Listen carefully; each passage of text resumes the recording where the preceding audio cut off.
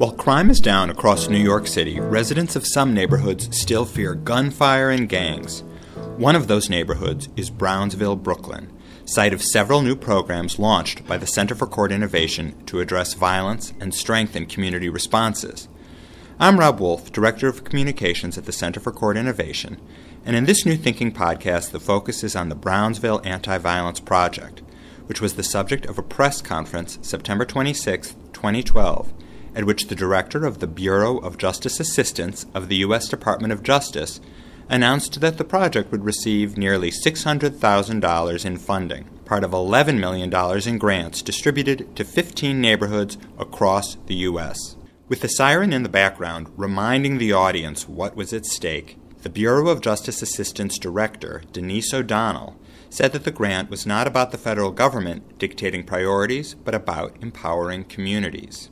This program is not about the federal government changing neighborhoods. It's about community members and stakeholders working together to identify priorities and solutions to persistent crime problems.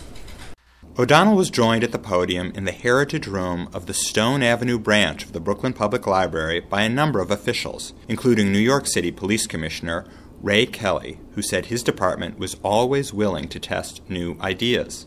You know, when it comes to driving crime down or saving lives, I can assure you that the New York City Police Department is open to new ideas. Anything that has the potential to save lives, to make this community safer, we're for. And we see in the Brownsville Anti-Violence Project some very strong potential. District Attorney Charles J. Hynes described the call-ins, a key feature of the Brownsville Anti-Violence Project, at which recent parolees are offered services and encouragement while, at the same time, being reminded of the serious consequences they face if they get into trouble again.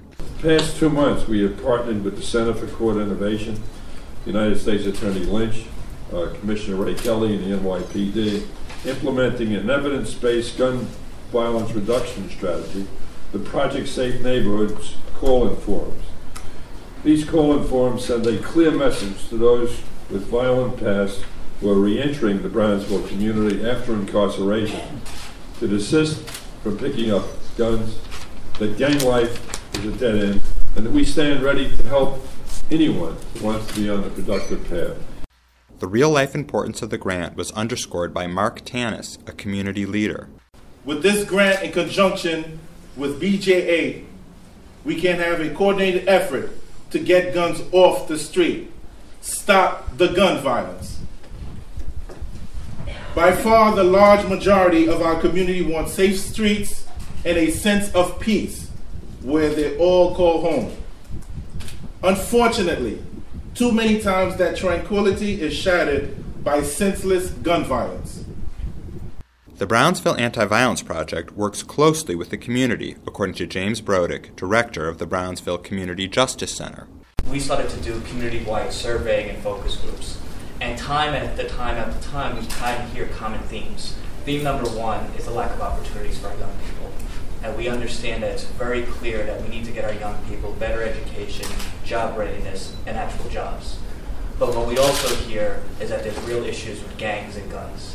And unfortunately, as much as people say one of the ways of solving these problems is opening up more after-school centers or opening up, opening up a community center, if young people don't feel comfortable to cross from Van Dyke to the Brownsville houses, or from Howard to Marcus Garvey, we can't get past that. And again, one of the things that the Center for Court Innovation is here to do today is what we bring to the table is an expertise in research and expertise in trying to convene people to solve problems. But we're not the ones who are going to solve the problems by ourselves. It's going to be the systems, the partners, and most importantly, the community. U.S. Attorney Loretta Lynch, whose office is a partner in the Anti-Violence Initiative, said the Department of Justice's anti-violence strategy has 3 legs. Our anti-violence strategy consists of what has been described really as the 3-legged stool, each piece equally important. Prevention. You've heard about the youth programs. Let's prevent this crime from occurring. Let's keep people safe. Targeted prosecution, and yes, we're here to do that. And reentry assistance. Because we all know that to send people home back into the same environment and issues and conflicts that led them into violence in the first place is just creating a vicious cycle. For more on the Brownsville Anti-Violence Project, or the Brownsville Community Justice Center, or other podcasts in our series, you can visit our website, www.courtinnovation.org. You can also subscribe to our podcasts on iTunes. And feel free to like the Center for Court Innovation on our Facebook page.